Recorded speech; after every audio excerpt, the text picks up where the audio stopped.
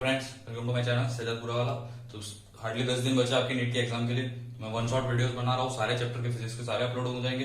Plus किसी को chemistry और बायोलॉजी की चाहिए कोई चैप्टर की वीडियो तो वो कमेंट में बता सकते हैं। जो फ्रेटर्निटी के स्टूडेंट्स है वो मुझे पर्सनली भी बोल सकते हैं ये चैप्टर की वीडियो चाहिए। बाकी मैं वन शॉट वीडियो बना रहा हूँ तो ये सारे सबके स्टूडेंट्स के लिए यूजफुल हो गए। जिन्होंने क्वेश्चन सॉल्व करके रखे वो क्या कर सकता है, ये क्वेश्चन देखो और अगर तुम्हारा खुद से आंसर आ जाता है इट्स ऑल वेल गुड। नहीं तो देख लो सॉल्यूशन कैसे है। और जिसको ऐसा लग रहा है कि उनका ये चैप्टर वीक है तो डेफिनेटली मैं बहुत ही अच्छे से सॉल्यूशन बता रहा हूँ। और पिछले वीडियो में जो न्यूटन्स लॉ ऑफ मोशन की उसमें बहुत ही अच्छा रिस्पांस मिला था, इसलिए मैंने डिसाइड किया कि सारे चैप्टर्स अपलोड कर रहा हूँ मैं फिजिक्स के। ओके, तो चलो स्टार्ट करते हैं फिर। तो फर्स्ट क्वेश्चन है, a person reached metro station जिसपे एस्केलेटर थी। एस्केलेटर पे क्या था, वो पर्सन एक बार खुद से ऊपर चल के जाता है। खुद से ऊपर चल के जाता है, ये क्वेश्चन है। तो टाइम लग रहा है t1 और दूसरे केस में ये एस्केलेटर अपने आप ऑटोमेटिक चढ़ रहा है तो उस केस में लगता है टाइम t2। और थर्ड केस में जब एस्केलेटर भी खुद से भी ऊपर चल रहा है और ये पर्सन भी ऊपर चल रहा है तो उस केस में जो टाइम t3 लग रहा है उसकी वैल्यू पूछिए t1 और t2 के टर्म्स में। तो बहुत ही सिंपल सी बात है, ऑप्शंस देखो t1 t2 अपन t2 माइनस t1, ये ऑप्शन ए है। चलो मैं सॉल्व करके बता देता हूँ। देखो इसमें सबसे सिंपल फॉर्मूला है, आपको पता होगा जब कांस्टेंट वेलोसिटी होती है तो कांस्टेंट वेलोसिटी का फॉर्मूला क्या होता है, टोटल डिस्प्लेसमेंट अपन टोटल टाइम। ठीक है, अभी तीनों ही केस में पहले ये डिसाइड करो कि क्या सेम है और क्या वेरिएबल है। तो तीनों केस में जो s है डिस्टेंस वो सेम है, ठीक है, और टाइम लग रहा है t1 t2 और t3। तो अपन अज्यूम कर लेते हैं कि वेलोसिटी उसकी पहले केस में है v1, दूसरे केस में v2 और तीसरे केस में v3। सिंपल सी बात है, यहाँ तो कुछ डिफिकल्टी नहीं होगी। तो मैं लिखूंगा v1 is equal to S upon t1, v2 is equal to S upon t2 और v3 is equal to S upon t3। इसमें कोई दिक्कत ही नहीं होनी चाहिए। ठीक है, अब बताओ जब वो खुद से ऊपर जा रहा था तो सपोज उसकी वेलोसिटी होगी v1 और लिफ्ट के एक्सीलरेटर की वेलोसिटी है v2। तो जब दोनों एक साथ ऊपर जा रहे हैं तो बताओ v3 की वैल्यू कितनी होगी। ऑब्वियस सी बात है, ऐड हो जाएगी रिलेटिव मोशन में, v1 प्लस v2 हो जाएगी। तो v3 की जगह पे मैं लिख दूंगा v1 प्लस v2 और इसकी जगह पे लिख दूंगा s अपन t3। ठीक है, अब बताओ v1 की जगह पे क्या लिख सकता हूँ, s upon t2, s upon t1 और v2 की जगह पे लिख दूंगा s अपन t2। तो ये क्या बन गया, s upon t1 plus s upon t2 is equal to s upon t3। इसमें कोई दिक्कत ही नहीं होनी चाहिए। तो 1 अपन t3 s कैंसिल हो गया, is equal to 1 upon t1 plus 1 upon t2 आ गया।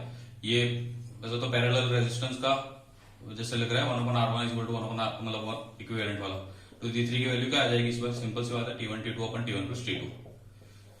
सिंपल क्वेश्चन है। अगर यही क्वेश्चन में ऐसा बोल देते कि लिफ्ट ऊपर जा रही थी और वो बंदा जो है ऊपर से नीचे आ रहा था तो तब क्या हो जाएगा, v3 की वैल्यू v1 माइनस v2 हो जाएगी और यहाँ पे टाइम जो आएगा t1 माइनस t2 आ जाएगा। तो इसका करेक्ट आंसर है t3 equal to t1 t2 upon t1 plus t2।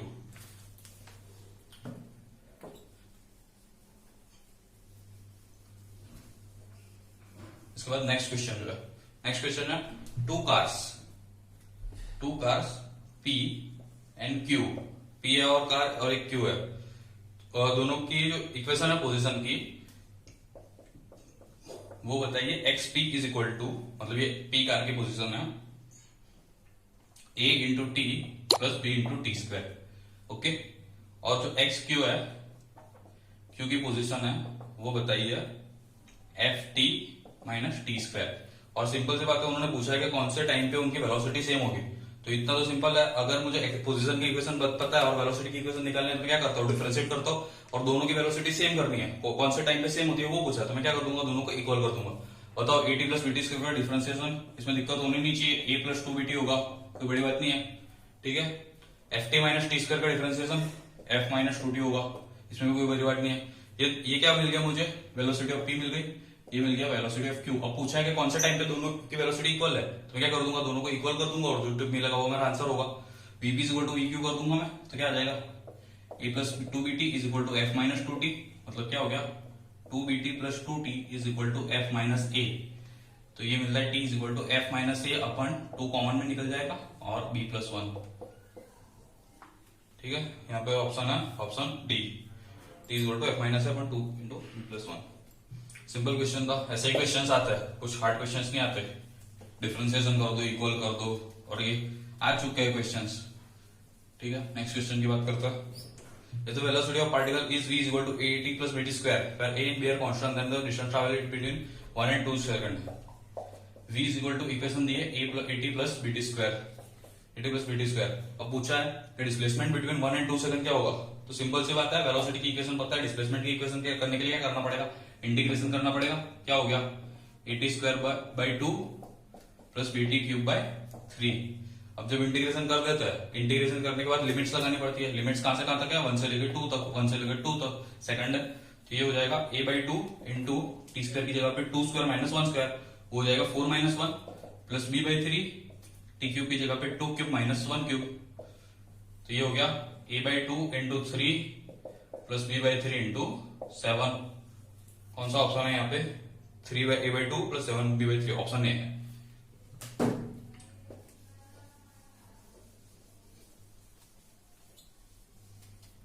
ठीक है। Fourth question, particle of unit mass undergoes, ये वाला काफी अच्छा क्वेश्चन है, थोड़ा डिफिकल्ट है तो लोगों को दिक्कत आ गई। तो अगर आपको डिफिकल्ट लगे तो उसमें कोई बड़ी बात नहीं है, ये मत समझना कि तुमको कम आता है, डिफिकल्ट है ये क्वेश्चन।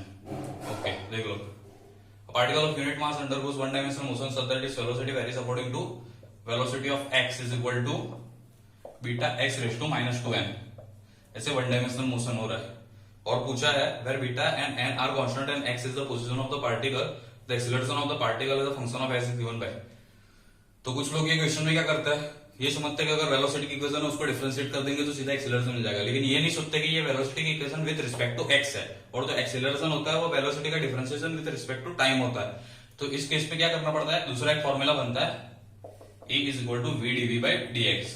ये फॉर्मूला कितनों को पता ही नहीं होता। देखो ये फॉर्मूला कैसे आता है, एक ही जगह पे अपन लिखते हैं dv बाई dt, ठीक है, एक ही जगह पे मैं लिखता है dv बाई dt। अगर मैं इसको 1 से मल्टीप्लाई करूं तो भी ये सेम रहेगा और 1 की जगह पे मैं लिख सकता हूँ dx बाई dx, ठीक है। तो अब ये जो dx बाई dt बन गया उसकी जगह पे मैं लिख देता हूँ वेलोसिटी, क्योंकि वेलोसिटी होती है dx बाई dt, तो ये बन जाता है velocity into dv by dx। ये फॉर्मूला होता है एक्सीलरेशन का, बहुत इंपॉर्टेंट होता है। इसी को इंटीग्रेट करता है तो अपने को इक्वेशन मिलती है v square is equal to u square plus 2as। ये फॉर्मूला ध्यान में रखो, e is equal to v dv by dx, तुम्हारा क्वेश्चन सॉल्व हो गया। कुछ नहीं है क्वेश्चन में, डिफरेंशिएशन करना तो आता ही होगा। देखो आपको वेलोसिटी की वैल्यू तो पता ही है, अपने को निकालना क्या है v into DV by dx। Velocity की वैल्यू तो पता ही है, निकालना है और dv बाई dx। तो इसको डिफरेंशिएट करोगे तो इसका डिफरेंशिएशन क्या होगा, बीटा तो कांस्टेंट है, उसका डिफरेंशिएशन तो बीटा ही रहेगा। मल्टीप्लिकेशन में जब होता है तो कांस्टेंट ऐसा का ऐसा रहता है।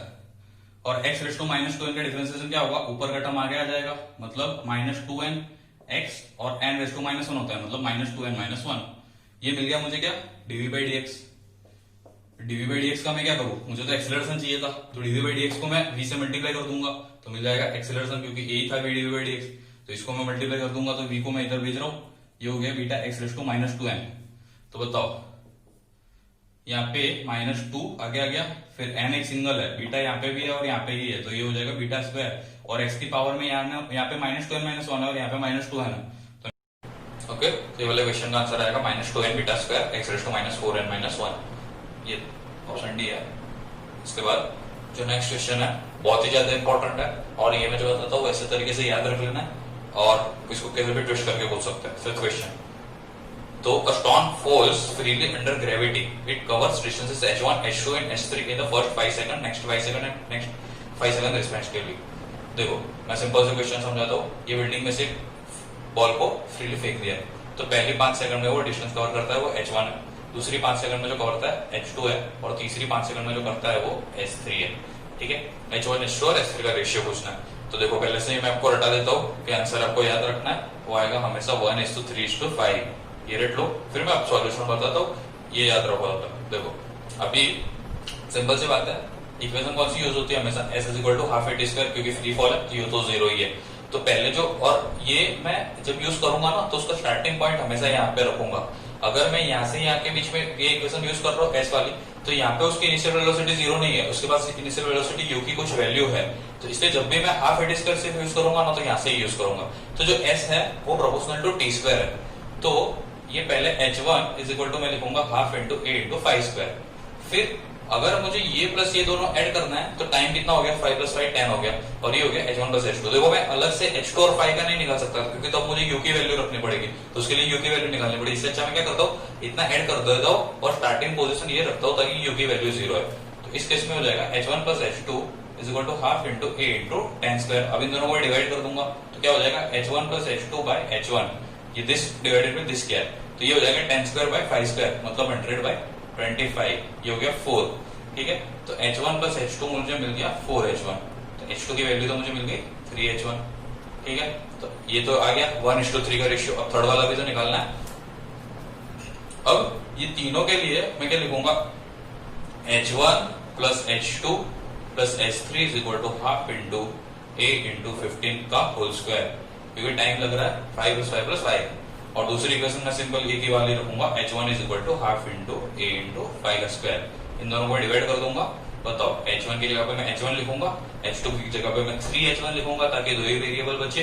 H3 की जगह पे H3 रहने दूंगा, is equal to half into A into 15 square है, तो हाफ इंटू A इंटू 225 हो जाएगा। और नीचे जो डिवीजन में है वो है H1 is equal to half into A into सिर्फ 25 5 का स्क्वायर, तो हाफ है हाफ कट हो गया, 25 का ये 9 हो गया। बताओ, H1 प्लस 3H1 हो जाएगा 4H1 प्लस H3 और इज इक्वल टू ये H1 उधर चला जाएगा तो 9H1, तो H3 कितना मिल गया 5H1। तो बताओ, H1 इज टू H2 की जगह पे 3H1 इज टू H3 की जगह पे 5H1, इसलिए रेशियो आएगा हमेशा 1:3:5, याद रखो ये। ओके, बहुत इंपॉर्टेंट क्वेश्चन था ये। नेक्स्ट क्वेश्चन में आपको दिया है कि किसी मास mkg है, तो उसके डिस्प्लेसमेंट की इक्वेशन दी है टाइम के साथ, t is equal to √x + 3।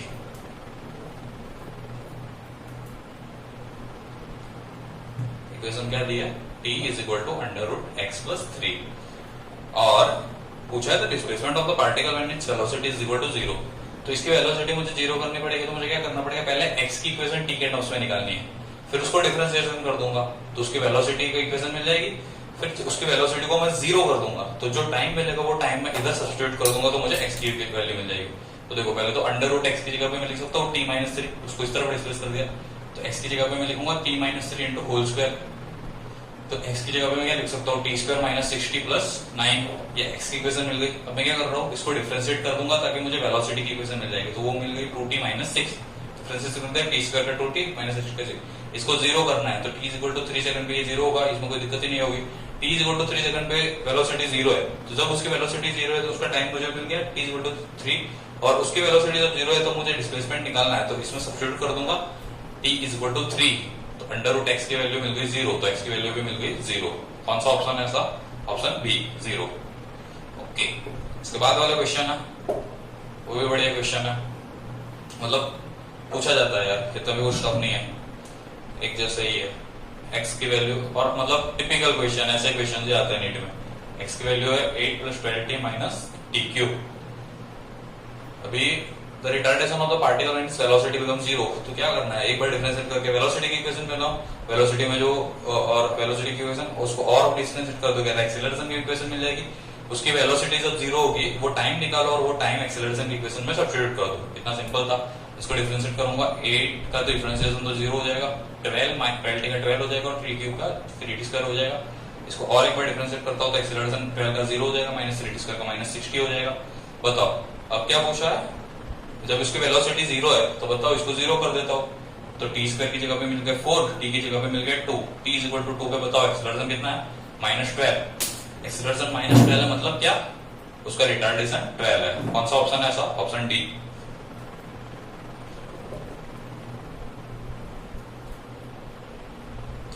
ठीक है, a boy standing at the top of a tower of 20 meter height drops a stone, assuming g is equal to the velocity with each। इसमें तो कुछ करना ही नहीं है यार, एक ही फॉर्मूला है, हाइट पता है आपको। देखो, सॉल्व करने के लिए ना आपको जो जो पता है वो लिख दो, और उसके में से जो पूछा है वो लिख दो। आपको पता है a = 10, आपको पता है u = 0, आपको पता है s = कितना दिया है 20, आपको निकालना है v। तो कौन सी इक्वेशन स्ट्राइक होगी तुम्हारे दिमाग में, v² = u² + 2s, इसके अलावा कुछ नहीं हो सकता। v² = u² की जगह पे 0 + 2 × 10 × 20, v² मिल गया 400, v हो गया 20, तो सिंपल था एकदम।